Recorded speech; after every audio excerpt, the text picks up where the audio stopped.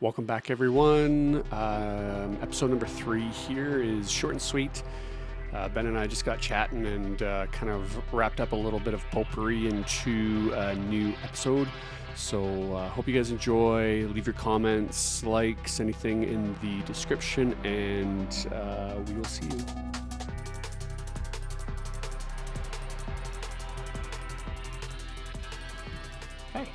Hey. Hey. Cheers. Cheers. This Ben and I've reloaded. Yeah, we've reloaded. Mm-hmm. I went pee-pee in the big boy potty and grabbed a coffee. Yeah. And actually, yes, that is true. That is true. Mm-hmm. Yeah. I say the things like that. People look at me sideways. I'm like, I'm a pediatric nurse. But we also all go pee-pee. Yeah. Like I think in a big boy potty or a big girl potty. Yeah. Or in a bag. In a bag. Is a colostomy bag not for pee? That's for poo. That's for poo. That's for poo. Yeah. There are ostomies. There are urostomies for pee? For pee. Yep. So yeah, people can have. Yeah. We also call them suprapubic catheters. So these are catheters that come Supra straight above. in. Yeah, exactly. Above. Supra. Yeah. Pubic catheters. Uh-huh. Yeah. You understand the lingo, obviously, because you're not. I know some. Yeah. Some lingo. But yeah, so some people have those that go into a bag and stuff like that. But Man, I can't. I know a lot of people are catheterized. yep. It seems potentially painful. Because I feel like there's some streets that seem one way, right? I feel like is it the ureter? No, urethra. Urethra. Yeah. Ureter is above, connects to the yes. Yeah, from the bladder Supra, to the kidneys. Yeah. Oh, thank you. I knew that, and I feel like those are one-way streets. So I like to say, there's one thing men have worse than women. Only one in a Male physical pattern sense. baldness. No, it's a prostate. So when we put a catheter in a guy, obviously there's more distance for it to travel, regardless of size of penis. There's always more distance to travel, but it's going through that prostate. And yes, it is not pleasant. Women have about a 4-centimeter urethra in general, so that's from the outside of their body to their bladder. Yeah. Men have anywhere from, like, I think, even with a small penis size, would be something like 12 to 15 centimeters to go from outside to inside. So we have a lot of space to traverse, where women have a very small space to traverse.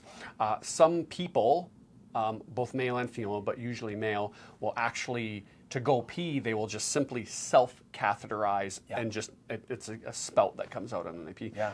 This is interesting that we started this conversation with this, But this is within your wheelhouse. Yeah. I do know the advantage then of having a longer urethra is, I believe, bladder infection. Correct. Women are Less chance for infection. Are more prone. Very much so. Yeah.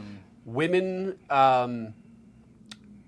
get UTIs, urinary tract infections, all the time, and a lot of them get embarrassed about it, and then they realize that there's nothing to be embarrassed about. There's nothing you can do. Women have a warm, cavernous area where bacteria will collect. Say that again. Warm, cavernous. Yeah. They have WCA? Yes. Is that what we're... Okay. Yeah. Okay. And you can be as clean as you want. You shower twice a day. You do other things. It doesn't matter. Yeah, it's not a reflection on... Yeah. That's why hygiene. That's why that environment is acidic to counter bacteria and stuff like that. But yeah, men and women can self-catheterize. A lot more men, sometimes again with prostate issues, they just literally catheterize. You can see, go to a urinal, catheterize into the urinal, and then that's it. The thing about why we don't all just wear catheters, because that would be, then you'd never have to pee, is it's increased risk for infection as soon as we do that, right? Absolutely. Again, it's a one-way street. As soon as we make it a two-way street, then there's a risk for infection. We're bringing stuff in from the outside. Yeah, even if you keep it clean. Yeah, so stuff like that. Yeah, wow. So that was a lesson of the day for everyone. Yeah, so warm, cavernous area. Yeah. Urethra. Yeah.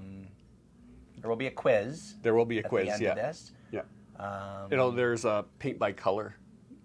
Draw by color, paint by color, so that you know the cavernous area. I know you're really loving that vernacular. That's why you're bringing that up. Yeah. The paint by color, actually, that brings up a story I have that I've never really lived down. When I got into chiropractic school, the first half of Cairo school is very similar to, medical school. It's all, sciences. And You thought the paint by color anatomy book would have got you through. Well, Keep going. I have to put that in, but keep I going. did not have an undergraduate degree in science. Most people get in with BS, a bachelor, Kinesiology. Kines or Bachelor of Science. Yeah. So I got in with a Bachelor of Arts, as a lot of med schools and other schools are inclined to do, to let people with liberal arts in. Someone like me, Bachelor of Arts in History. So when I got in, my foundation for science was very limited, even though I had done, prior to getting in, obviously some sciences. That's how I got in. But I bought a color book on the mitochondria. So in our first couple of months of chiropractic school, all of my friends, they obviously knew, they're undergraduates in Bachelor of Science. They were familiar with mitochondria. Mm-hmm. This was the first I had heard of it. Mm-hmm. So I had a coloring book, and that was my story. The coloring book say the powerhouse of the cell? The powerhouse of the cell. ATP. Everyone knows. Everyone remembers the mitochondria. So I come from very humble beginnings in my academic career. The thing about that, though, is... But it helped. The thing about that is that you didn't know about the mitochondria, but did they know how to do interpretive dance? No. Like you know. No. You know what I do to my students, like when I was teaching sometimes? And you can't mess with students too much in a medical field because, You mean like you mess with in terms of like joking? Exactly. And yeah. But what I would say is like anytime there's a shift change at the hospital for nurses, we give a report. Yeah. So I got Ben in room 5. He's a male. He's got a catheter. Like everything that's going on, your health, history and everything like that. And you go through these things. The students do the same thing is when they go and when you go for break as well, you give a small report. So they do the same thing where they shift change. Yeah. Right? Shift change. Yeah. Yeah. When they go for break, they report off to their buddy nurse, who their buddy nurse is responsible for everyone, but the students are in there. But I would say to my students, I'm like, okay, so I want you to give report to your buddy nurse via interpretive dance. And they look at me, they look at me like, and I'm just like, how do you think you would convey that your child is on 2 liters of oxygen? Yeah. So this will be a wonderful experience for everyone. Yeah. And then, some of them know I'm just bullshitting them and they call me out. Right. They're like, haha, Sean. Yeah. Some of them I will attempt to do an interpretive dance in front of everyone. That's fantastic. And just to, I'll be like, so you are going on break. I think we need more of that. I mean, obviously we have to be judicious of when we do that. Yeah. Yeah, sometimes in my, I'll have different themes when I counsel people. I'll have Blue Man Group Thursday. So I'll come in Blue Man. Yeah. And not talk. But like percuss. Blow through a saxophone. Yeah. Is that actually what is that what they do? They don't talk. They do mostly percussion. Yeah. Okay. Have you been to the Blue Man Group? No, but I remember them. I mean, if they had a residency in Vegas, would I go? Maybe. I mean, I want to know the probability is 72%. I want to know the origin story of the Blue Man Group. I have no idea. Of some people sitting around saying, let's paint ourselves blue. So back in the purely men. Back in the late 80s, early 90s, there was a drug called ecstasy, Ben. Okay. It's still around. It's still around. We call it Molly. Molly, MDMA, those types of things. Hugs, not drugs, everyone. Hugs, not drugs. That's. But that's probably how the Blue Man Group formed. Yeah, that or some form of psychedelics. There was acid, still is acid. Yeah, exactly. I think you're right. Yeah, I mean, how else? We should look into the origin of the Blue Man Group because again, sometimes I think of these ideas of the origin story. Let's paint ourselves blue. Is your psychology patient getting across what they need when you do that sort of like tweel on the saxophone and they understand that you're validating their feelings? I think so. Yeah. I think Blue Man Thursdays is a new thing now. Yeah. Make an appointment with Ben. Book in. You Thrive, book in. Thursdays specifically, you will get the Blue Man. Well, and there's the transference of the blues. If you're feeling the blues, I absorb all the blues. Okay. Yeah. Right. Yeah. So just being around someone who identifies as just purely blue, a blue This man. is like a triple entendre. Yeah. Blue Yeah. color, Man. blue feeling, Blue feeling. saxophone playing the blues. Yeah. And if there's blue sky on incredible. a Thursday, yeah. Yeah. So I'll often I mean it's awesome. pretty profound, pretty powerful.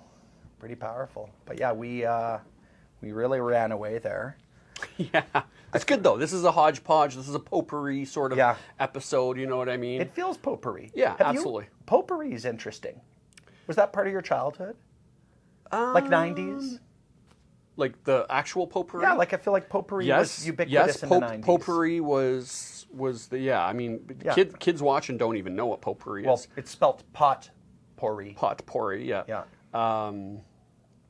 Yeah, I mean, my mom had potpourri, and pussy willows. Pussy willows were common in the night. Are you familiar with pussy willows? Yeah, no, absolutely. And it's funny you mentioned that because my mom had all that. She had, the pussy willows in the like the fake plant instead of fake plants because pussy willows don't die, right? No, they like once you get them off, they dry up and they're those things, and right.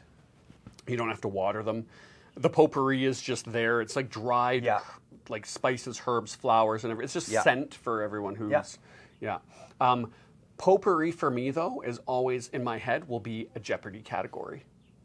And is it because it was? Yeah. So, they have like movies of the 80s, U.S. geography, blah, blah, blah, and then potpourri, a little bit of everything. That's funny. Yeah. Is that what it meant? Yep. Oh, yeah. I see. A little bit of everything. I thought it was going to be potpourri and actually specific to potpourri. I get it. Because potpourri was just like things thrown in to make a fragrance, but it was just a little bit of everything, right? It was a little bit of do you think that's what orange peel. Potpourri means? Forgive me here. Potpourri. Yeah, that's what we got this technology for. Yeah. Potpourri. I won't tell everyone what came up on the screen there first in your Safari, but we'll keep that private. Yeah, I mean it's a mixture of dried, naturally fragrant plant materials. Yep. If you look up definition, it will have sort of like a smattering, right? Because again, it's a variety, right? If you just look up like definition or whatever. Yeah. So there's that. Mm-hmm. There's that. So potpourri. This is a kind of potpourri episode. This feels like a potpourri. Yeah. And there is. I think. Yeah, go on. I think that it's just fun. It's just fun, right? You know what I mean? A little bit of everything. People get a little bit of everything out of it, and that's about it. Kind of free and easy, but it did start with Blue Man Thursdays. Mm-hmm. There could be other themes, but how's your week going? Week's been going good. I've had some thematic calls this week. One of them we're going to talk about next time, which is listening. Yeah. We're going to talk about that. Yeah, we're going to talk about listening. Listening is such a skill, and we've heard all about it. And again, sort of colloquially, and we touched on it on the last episode, where it's just like some of the most easy, common things. If we touch back on the last episode of like setting boundaries or like it's like, oh really, I've never heard that before. Like so easy. It's like, no, it's not actually. Yeah. Listening is such a big thing, and I'll just leave it here. Listening to other people, such a skill, incredible. Listening, how to listen to yourself, people have no idea. Listen to yourself. People have no idea. Yeah, I like those two sides of it.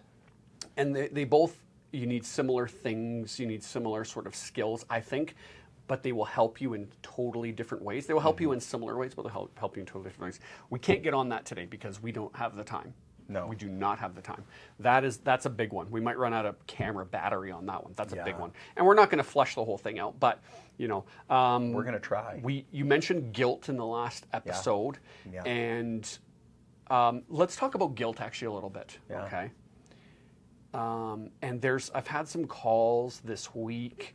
The ones that are in my head are sort of female-driven, about female sort of issues, menstrual, ovaries, different things like that, health issues. And it's so funny when you mention guilt, it kind of flashed in my head of that. the women that I've talked to on the phone about these issues, and I've even going beyond, it's such a like sort of prevalent thing as guilt, feeling guilty about it, because it's such a normal woman experience, female experience. Here we are talking about women's issues. Couple of guys who have never done that. We're experts. Yeah, we're talking about guilt, and I'm just bringing this in. But it's like the vernacular, and I had to stop 2 women last week and say, in a nice way, I'm like, I need to stop you there, and I need you to not feel guilty about what you're saying. I said it in different ways based on the conversation, but I'm like, please don't apologize. Okay, and some of them literally apologize. Sean, I'm sorry, but I'm like, why are you apologizing for your, 8 out of 10 polycystic ovarian syndrome pain? Yeah. There's no need to apologize. And that sort of guilt, that it's a certain kind of guilt where it's like, for me, that sort of social, like, oh, well, you should just accept these things. You should just accept that you have this cycle every month. And for me, I really don't like that sort of, again, societal, that environmental sort of pressure that creates that guilt. But when you were saying about guilt earlier and before, and I don't know what we're like. Well, what have you been encountering? But go ahead. I can go more. Again, guilt is.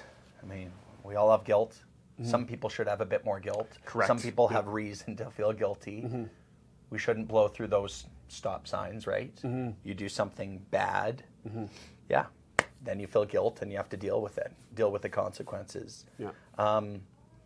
And then I think there's guilt that is common, and we need to not engage with it. Like, there is parental guilt, and I believe women probably get more of this than men. Just they show up feeling guilty. Guilty for what?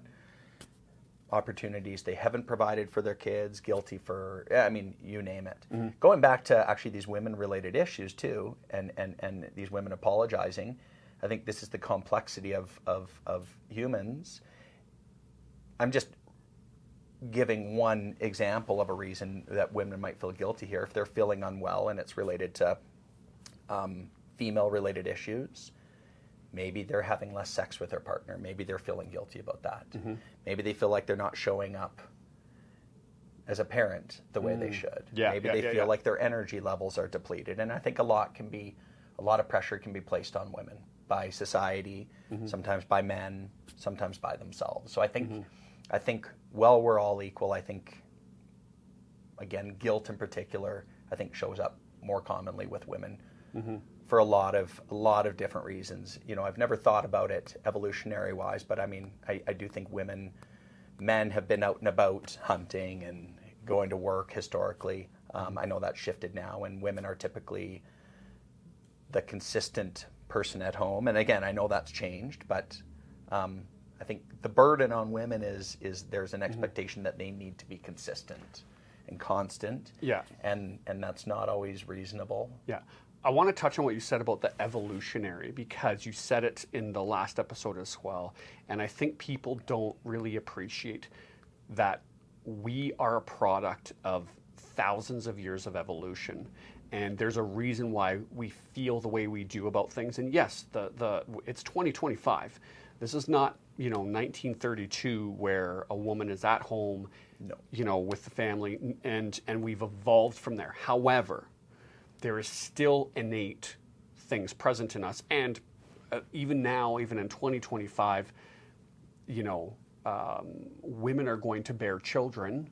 You and I won't. No. Right. So there, we have our own sets of issues, and not to get too much into the gender thing, but just as an example of, I think we don't give enough credit to evolution in the sense of, why am I feeling like this? Yeah. And it's not to make an excuse, oh, well, evolution is making me feel like this. It's just to say that there is a reason, and even societal, right? And I mentioned this, maybe not to you, maybe to someone else, but there was a really unethical study that was done in the 1700s, 1800s. Oh boy. Well, it's a product of the times. And before I get to that study, I'm just going to say kind of why I'm going here. I'll collect my thoughts a little bit. We are social creatures. We die without being social with each other, right? And the study that was done was an orphanage where hundreds of children were in this orphanage. And, back in that day, people were poor, people dropped children off just at the door. So they did a study where half the children, or maybe not half, but part of the children were had neglected. Physical touch. Right. Yeah, some of them it's had terrible. physical touch. The other ones were just like given their bottle, right, but not really touched at all. Yeah. 100% mortality rate in the ones that were not physically touched, right? Yeah. So again, it's not necessarily about the gender example that we're using, but it's just about we're social creatures, and that sort of the pressure. There is a lot of pressure that comes from there to fit in. Yeah. And like you said, it can come from other people. Yeah. It can come from your environment, not just the people, and then it can come from yourself as well. Sure. And I dislike when there's environmental guilt, because I'm like, that one is out of your control to a certain degree, and so why would you waste your time doing it? At the end of the day, I think guilt is something where you should take honest stock of yourself and what you've done or how you've been in that situation. If you do need to feel guilty, like you said, some people should feel more guilty, perhaps. Some less. Yeah, I murdered someone. I feel pretty bad. Or you don't feel bad and you're a psychopath. Right. Yeah. Yeah. But exactly, right? You need to take stock of what was my part in it, what did I do, and I should feel guilty for that, and then feeling the guilt, moving past it. Yeah. But there's a lot of things where I just look and I'm like, why the hell do you feel guilty for something you have no control over? Yeah. You have none. Yeah. Yeah, and when you run it through that kind of thought process, do I actually need to feel guilty? No. Yet that feeling's there. And I think it can show up as anxiety. It's the same thing. It can just be a pit there. It's like, again, we talked about this last time. It's stop sign, or I'm just not going to go down there. I actually don't need to feel guilty. Are there a lot of times in your practice, or even personally, and obviously we're bringing mostly our personal stories here, is there a time in your practice, or are you seeing a lot where you're like, really, the guilt is there's no reason for it? I see a few of those, or I don't know, maybe like, we just talked about it, but I think guilt for a lot of things is appropriate, depending on, but then there's a lot of things that aren't. I don't know. I'm just listening to your opinion. We're rolling through this here. Yeah, like very often it can be signaling, like, I feel guilty, like actually going back to commitment, our last episode, saying yes, saying no. If I don't have a social commitment for a whole month, and I work and then I come home, hang out with my family, which I love doing, I might have, the next month, let's say I commit to one dinner with a friend. I often feel guilty. Right. I actually don't need to. That's something I show up with a feeling of guilt, and that is, I know my kids want me around, my wife actually does too, and I actually want to be around them as well. There's no real reason to feel guilty there, because I know I'm not an absent father, I'm a very present father. Right. I still have to navigate those feelings of guilt because they actually like when I'm around. But that's a great example where, again, if I run it through my mind, I absolve myself from it. From feeling guilty, but there's the guilt is a byproduct of knowing, my family likes when I'm around. Yeah, I'm crossing my arms for comfort. That's okay. You're not cross at me. Not because you're not upset because with I'm me. Close off. Oh, it's just a habit. I always That's vocalize fine. it. But anyway, that's great. I think what you're saying is that, and I again, just listening to what you're saying and going through my own head. Yeah. It's part of a process, right? And I guess it's just part of a process of dealing with anything, but relating it just to guilt. I mean, like you said, you don't have 100% of your time to devote to everyone. You have 4 kids, you have a wife, you have work, you have friends. You're obligated to be with me. Yeah, this is obligatory, but you know what? Very rewarding. No. So, I mean, part of it is working through. I think the thing for me just to keep in mind is that you need to be honest with yourself, and that's a whole episode that's coming up later. But just you need to be honest, and if you're not able to be honest, especially with yourself, you're done. Like you can't. How can you get through the guilt? You're not being honest about it, right? Either it's going to be too much or not enough. For sure. But you're no way you're going to hit it on the head. Yeah. And a lot of times people are going to be carrying it around with them. For sure. And then you got skeletons in your closet. Yeah. And that for me, oh man, Ben, you want me to lie down on the couch and have an episode? I do not like having skeletons in my closet. It's not a good feeling. I cannot do it. No. And to a point of a fault, but in relationships, both friends, family, and intimate relationships, it needs to be talked about. It needs to get through. And the thing for me that I had to kind of make sure that I'm doing is that not everyone is as comfortable with confrontation as I am. Yeah. And so I need to recognize, like, hey, this is a confrontation for you. We don't need to have this conversation right now, but we need to have it. Yeah. You tell me when you're ready to have it, Yeah. and that's fine. But I can't do the skeletons, man. I Yeah. cannot do it. I feel like it's just dragging me down. Yeah. There was let me tell you actually a really good story. There's a friend of mine. Her and I met her through a friend. I was 18. She was a bit older than me, and I was a fair bit smitten with her. And she was very, I don't want to reveal too much. She's very sort of guarded. She's very, very sweet, very nice, very lovely person. And her and I ended up dating. And I was young and I was not in the best place, and I ended the relationship, and I ended it very poorly. Not malicious, meant to hurt, but I hurt this person, and it ended very poorly because of it. And probably 90% of it was my fault. The way I had done that. This was probably in Edmonton. 95 is Maybe, is more likely, let's be honest. Okay, so in Edmonton. So, and then I moved to Vancouver when I was 20 or 21, I can't remember. About 6-7 years later, I'm going to Edmonton for Christmas or for something, and this guilt is still with me. And I contacted this person, and I was like, hey, do you want to go for coffee? And she's like, yeah, sure, I'd love to go for coffee. And we had coffee, and I said to her, I said straight up, I said, I need to apologize to you profusely. I need to take ownership. I handled it extremely poorly, and I am absolutely sorry. And after that, I had the biggest release, and she first off said, yes, you did handle it poorly, which is good. Yeah. Again, you got to take it on. Like, you got to be honest with it. Yeah. I tell you, man, it's not like I was like, the Sound of Music, like, what's her name? I can't think of her name. I was going to say Mary Poppins, but it's not Mary Poppins. It is Mary Poppins. It's the same actress. Yeah.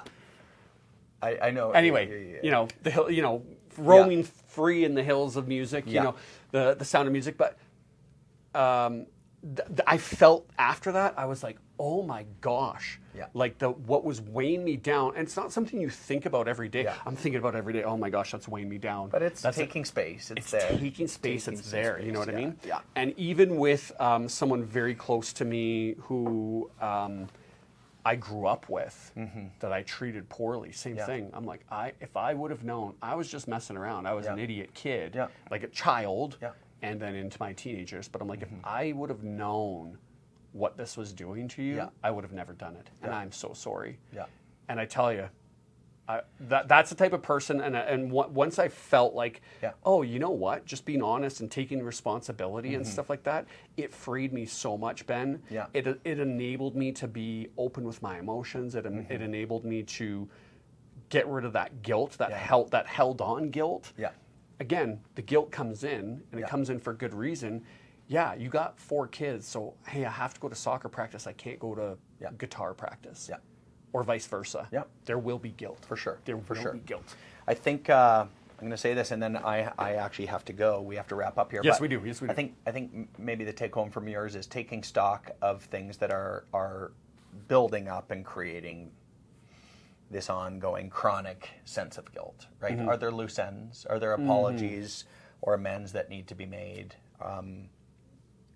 So yeah, taking stock of these things that are maybe building up. Right. Maybe the way we treated someone. And when you deal with it as it comes, it's so much easier. It's a lot easier. Deal with that guilt, right? If you keep shoving that one child to the side, then it's Mufasa. Yeah, it's going to blow up at some point. For sure. Right? Yeah. So if you're able to deal with it and realize, okay, no, I cannot just, I've pushed this kid aside and I need to now not be there for one of my other kids. For sure. To be with that and stuff like that. So yeah. Dealing with it as it comes, for me, something... It's the best way. Yeah, and I don't know if I mentioned it in our first episode, but even with my students and some other people asking me about being a pediatric nurse, how do you do it? Because 98% of the time, it's a wonderful thing. You're helping these kids out of their illness. They love you for it. Their parents love you. You know, sometimes it's very sad. Yeah. You got to deal with it day of. You got to deal with it day by day, and if you don't, you'll burn out. You'll kill yourself for sure. You know, emotionally. Yeah. You'll just destroy yourself with it. So you got to kind of do it. But yeah, that was good. Guilt. All right. Well, we'll chat next time. Yeah. Have a good day. More potpourri. Yeah. And we're gonna do some more potpourri episodes. I like potpourri. Yeah. And Blue Man. And Blue Man. See you guys. Yeah.